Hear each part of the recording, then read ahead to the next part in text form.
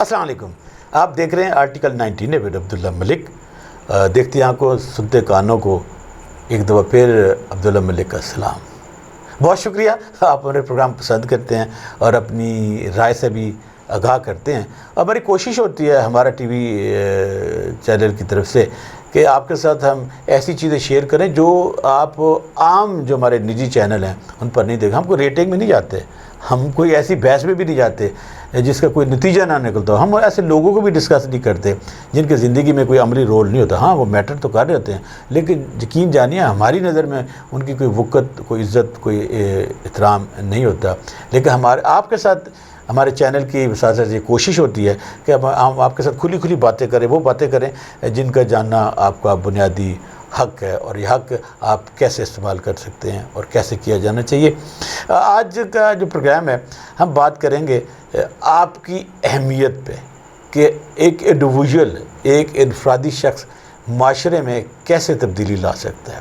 یقین جانیے کہ چونکہ ہم کہتے ہیں نا کہ ہم ایک جمہوری ملک ہیں اور ایک ہمارے جمہوری نظام میں رہ رہے ہیں, اور جو 1973 کا ہمارا آئین ہے جسے ہم پچھلے پروگرام میں آپ کو بتایا تھا کہ وہ ایک سوشل کنٹریکٹ ہے, عمرانی معاہدہ ہے شہریوں اور ریاست کے درمیان, اور اس کے کچھ حدود و قیود ہیں, کچھ ذمہ داریاں آپ کی ہیں اور بہت ساری جو ذمہ داریاں اور ریاست کی ہیں, اور ریاست کو وہ ذمہ داریاں آئین کے طور پر نبھانی چاہیے, اور ہمیں بطور شہری وہ کوشچن اٹھاتے رہنا چاہیے. دیکھنا اس آئین میں ایک سسٹم ہے کہ جی جو حکومت ہوگی وہ لوگوں کی چنی گئی حکومت ہوگی, کاہے کے لیے, لوگوں کے لیے ہوگی. اور یہ کیا ہے, یہ ایک ڈیموکریٹک پروسیس ہے, اور اس ڈیموکریٹک پروسیس کے ذریعے ہماری جو حکومتیں ہوتی ہیں وہ وجود میں آتی ہیں.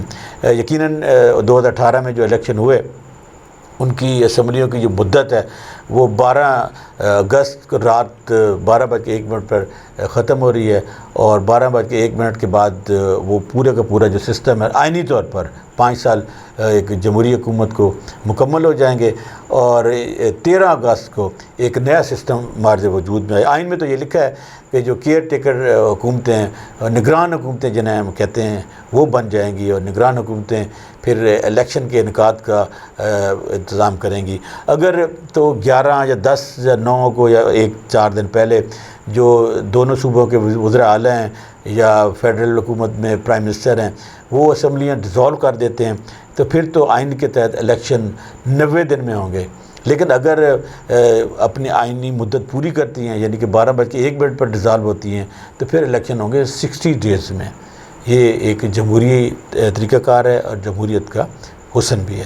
اب دیکھیے جو آج کل کنٹروورسی چل رہی ہے کہ جی نگران سیٹ اپ لمبا چلا جائے گا, جیسے پنجاب میں اور KPK میں چل رہا ہے. اگر ہم آئین کو دیکھیں تو چونکہ آئین میں کوئی ٹائم فریم اس میں نہیں ہے, لیکن یہ ایک لمبی ڈیبیٹ ہے جو اس پروگرام کے لیے کافی معافی دیجیے گا.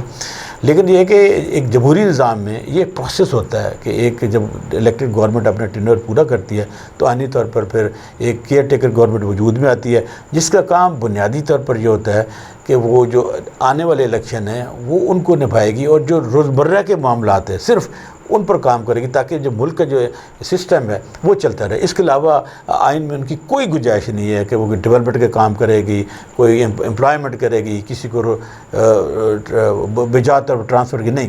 وہ باقاعدہ ہمارا جو الیکشن ایکٹ ہے اس میں نگران سیٹ اپ کا ایک طریقہ کار وضع کیا گیا. بات ہماری شروع ہوئی تھی کہ جمہوری نظام میں ایک انڈیویژول کی کیا اہمیت ہوتی ہے. یقیناً ہر اس شخص کی جمہوری نظام میں ایک امپورٹنس ہے جو 18 سال کا ہے اور اس کا پاکستان کی کسی بھی حلقے میں بطور ووٹر اس کا ووٹر اندراج ہے. اب اس کا ایک انڈیویژول کا ووٹ کیا اہمیت لا سکتا ہے. یقین جانیے کہ اگر ہر شخص یہ طے کر لے کہ میں نے آنے والے الیکشن میں ایسے لوگوں کا انتخاب کرنا ہے جو بہترین ہے, جو صادق اور امین ہے. ویسے تو یقین جانیے کہ پاکستان کی تاریخ میں کوئی ایسا پارلیمنٹیرین نہیں ہے جو صادق اور امین ہو, کیونکہ اس لیے کہ اگر آپ ووٹ لے کر وعدے بعید کرنے کے بعد وہ وعدے بعید نہیں نبھاتے جو ڈیولپمنٹ کے لیے ہوتے ہیں, یا ایک پارٹی کے ٹکٹ پر آپ الیکشن لڑ کے آتے ہیں اور اس دوسری پارٹی میں چلے جاتے ہیں, تو پھر آپ صادق اور امین تو نہیں رہے. میں نے تو کسی ایک نشان کو ووٹ دیا تھا اور اس نشان آپ کو ملا ہوا تھا, تو آپ میرے ممبر پارلیمنٹ ہوئے, تو وہ ایک میرا ووٹ آپ کو دینا وہ میرے ووٹ کی اہمیت ہی ہے. اب ہمارے ہاں آئین میں ایسی کوئی یا جو الیکشن پولیٹیکل پارٹیز ایکٹ ہے یا الیکشن کمیشن کے رولز ہیں نہیں ہے کہ اس حلقے کے اگر اتنے % لوگ اس کے خلاف چلے جائیں تو وہ اپنی سیٹ کھو دیتا ہے. یہ شک بھی ہونی چاہیے، اس لیے کہ جب ہم جنرل الیکشن میں یا کسی بھی الیکشن میں کسی کو ووٹ دیتے ہیں تو اس کا جب تک وہ ٹینور ختم نہیں ہوتا وہ لوگوں کی امانت ہے. تو جمہوریت میں ہم بات کر رہے تھے کہ آنے والے ادوار میں اگر آپ واقعی چاہتے ہیں کہ پاکستان کی تقدیر سنبھلے تو پھر بڑا اچھا موقع ہے کہ آپ اتحاد کریں اپنے انڈیویجول لوگوں میں، علاقوں میں، کمیونٹی میں، اور لوگوں کو گائیڈ کریں کہ پاکستان کا اگر واقعی ہم فیوچر دیکھنا چاہتے ہیں کہ ہمارے ملک کا مستقبل اچھا ہو، ہمارے بچوں کی تعلیم اچھی ہو، ہمارے بچوں کو سینس آف سیکیورٹی ہو، ہمارے بچوں کو تعلیم کی سہولتیں میسر ہوں جو آئین میں لکھا ہے، ہمارے بچوں کو صحت کی سہولتیں میسر ہوں جو آئین میں لکھا ہے، ہمارے بچوں کو روزگار کی سہولتیں میسر ہوں جو آئین میں لکھا ہے، ہمارے بچوں کا ایک اسلامک جو کنسیپٹ ہے وہ بھی آئین میں جو ہمارے اس میں لکھا ہے، جو ہماری حکومت کی ذمہ داریاں وہ بھی آئین میں لکھا ہے، جو ہمارے اداروں کی ذمہ داریاں وہ بھی آئین میں لکھا ہے. تو یہ سب کچھ کروانے کے لیے آپ کا ایک ووٹ بہت ہی عملی طور پر کردار ادا کر سکتا ہے. اور یہ بڑا اچھا موقع ہے کہ جب نیکسٹ الیکشن آئیں گے تو آپ سوچیں. آج کے پروگرام کا بنیادی مقصد بھی یہی ہے کہ آپ جہاں بھی ہیں، پاکستان میں ہیں، پاکستان سے باہر ہیں، تھوڑا سا کرٹکس ہو کے نا. ہمارے یہاں ایک بڑی مصیبت ہے کہ ہر بندہ میرے سمیت، میں بھی اس چونکہ معاشرے کا حصہ ہوں، میرے سمیت ہر شخص تنقید نگار بن گیا ہے. وہ سسٹم پہ تنقید کرتا ہے لیکن وہ سسٹم کو بدلنے کے لیے اپنا کوئی پازیٹیو رول ادا نہیں کرتا. میرا خیال ہے کہ یہ بڑی اچھی روش ہوگی. ایک بڑا اچھا آپ کو چانس ہے کہ آپ سوچیں. بڑا اچھا موقع ہے کہ ابھی جولائی ہے، پھر اگست ہے، اکتوبر نومبر میں اگلا الیکشن تو آپ کے پاس 2-3-4 مہینے ہیں. آپ عہد کریں، سوچیں کہ میں نے اپنے ملک کا جہاں مستقبل سنوارنا ہے وہاں میں نے آنے والی نسلوں کو بھی سیکیور کرنا ہے. انفارچونیٹلی ہم پاکستان کے آنے والی نسلوں کو وہ ملک دے کے جا رہے ہیں جو اس میں ہم بھی شامل ہیں، ہماری بھی کوتاہیاں ہیں. وہ پاکستان جو مقروض ہے، مطلب آنے والا بچہ بھی 2 لاکھ کا مقروض ہے. وہ پاکستان جو کرپشن میں جس کے لوگ تنسے ہوئے ہیں، وہ پاکستان جہاں آئین اور قانون کی حکمرانی نہیں ہے، وہ پاکستان جہاں گورننس نہیں ہے، وہ پاکستان جہاں پر رول آف لاء نہیں ہے، وہ پاکستان جہاں عدل کے ادارے انصاف فراہم نہیں کر رہے. اور یقین جانیے کہ یہ کوئی میں نہیں کر رہا، یہ دنیا کے جو مختلف ادارے ہیں جو پیرامیٹر رکھتے ہیں، جو جانچتے ہیں پاکستان میں جمہوریت کیسی ہے، پاکستان میں جو آزادی اظہار وہ کیسا ہے، پاکستان میں جو بنیادی حقوق ہیں وہ کیسے ہیں، پاکستان کے لوگ کتنے لوگ خطے غربت سے نیچے زندگی بسر کر رہے ہیں، ان تمام کے جو پیرامیٹرز ہیں ان میں پاکستان جو ہے نا وہ نچلے درجوں میں آتا ہے. اب تو جو ہم کیلکولیٹ کرتے ہیں تو افغانستان کی جو پالیسی ہے وہ ہم سے بہتر ہے. ان کے جو فارن ریزرو ہیں $8 بلین، ہمارے $3 بلین ہیں، وہ ہم سے بہتر ہیں. وہاں پر ڈالر کی وہ جو ہے وہ نیچے ہے، وہاں پر رول آف لاء ہم سے بہتر ہے. تو یہ تمام چیزیں کیوں ہو رہی ہیں؟ اس لیے کہ ہم یہ سمجھتے ہیں کہ خود بخود تبدیلیاں آ جائیں گی. ہم یہ سوچتے ہیں کہ ہم صبح اٹھیں گے تو صبح ہر چیز بدلی ہوگی. ہم یہ سوچتے ہیں کہ ہمیں کچھ کرنا نہ پڑے، ہمیں کوئی عملی اقدامات نہ اٹھانا پڑے. بھئی ایسا نہیں ہے. کم از کم آپ کو ان لوگوں کے ساتھ کھڑا ہونا چاہیے. کن لوگوں کے ساتھ؟ وہ لوگ جو آپ کے حقوق کے لیے بول رہے ہیں، وہ لوگ جو آپ کے حقوق کے لیے لکھ رہے ہیں، وہ لوگ جو آپ کے حقوق کے لیے محسوس کر رہے ہیں. تو وہ لوگ جو لکھ رہے ہیں، بول رہے ہیں، آپ ان کے ساتھ کھڑے ہوں. اگر ایسا نہیں کر سکتے تو کم از کم خاموش رہیں. اس لیے کہ آپ ان کا بھروسہ تو نہ توڑیں نا، آپ ان کی امیدوں پر پانی تو نہ پھیریں نا، آپ ان کی ہوپ کو زندہ تو رہنے دینا.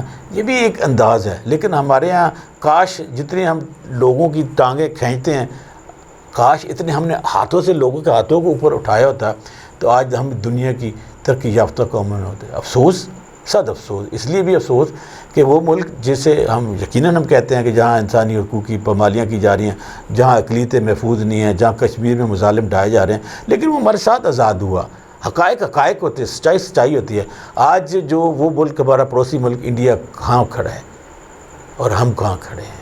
آج انڈیا کا پرائم منسٹر کہتا ہے کہ جی پاکستان کی تو بات ہی نہ کریں، ہمیں کیا اس کو ڈسکس کرنا ہے، وہ ڈسکس کرنے کے قابل ہی نہیں ہے. تو یہ جملہ ہمارے لیے شرم کے لیے، ہمارے لیے باعث عزت نہیں ہے.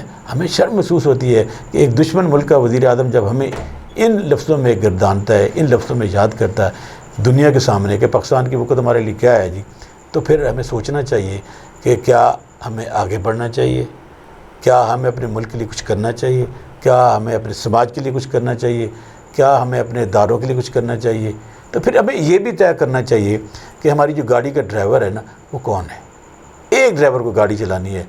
جب ہمارے ایک پرائم منسٹر تھے وہ جو جب سنگاپور تشریف لے گئے تو سنگاپور کے پرائم منسٹر نے، جو پریزیڈنٹ جو بھی تھے، انہوں نے کہا کہ آپ کے یہاں ترقی کیوں نہیں ہوتی؟ تو اس وقت شوکت عزیز صاحب پرائم منسٹر تھے، انہوں نے بڑا ہوگا کہ نہیں، ہم کس سے بات کریں، آپ کی گاڑی کے 2 ڈرائیور ہیں، آپ اس وقت ترقی نہیں کر سکتے جب تک آپ گاڑی کا 1 ڈرائیور نہیں ہوگا۔